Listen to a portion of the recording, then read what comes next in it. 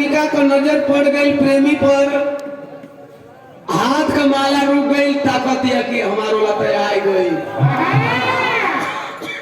पहिल का आई गई। आशी कहता कि कहाँ देखले बाड़ू, 3 सीढ़ी चढ़ गलू तो 1 सीढ़ी और झुक जा, चढ़ी दे 1 सीढ़ी और डाल दे माला।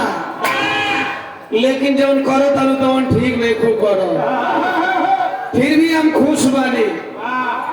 तोहरा खुशी में हमरो खुशी बा। तू जहाँ रही हो तहाँ खुश रही हो, आबाद रही हो, चाहे हंसराजपुर रही हो चाहे धनबाद रही हो। आशी कहले बा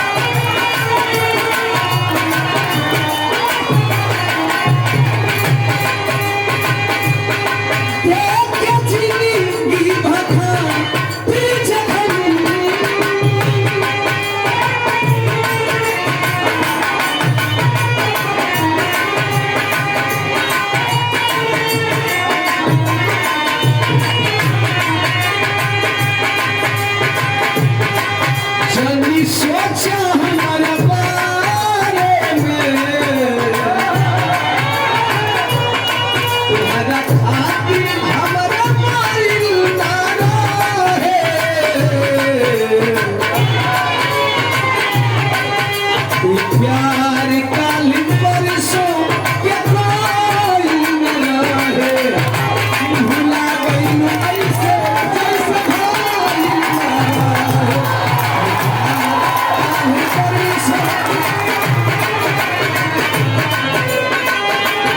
कहलू ऐसे जैसे भाई।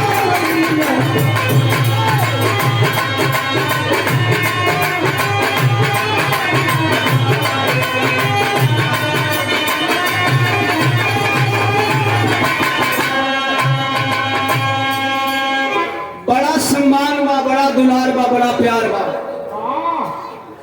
आदरणीय उदय भान गुप्ता जी दुर्गा पूजा समिति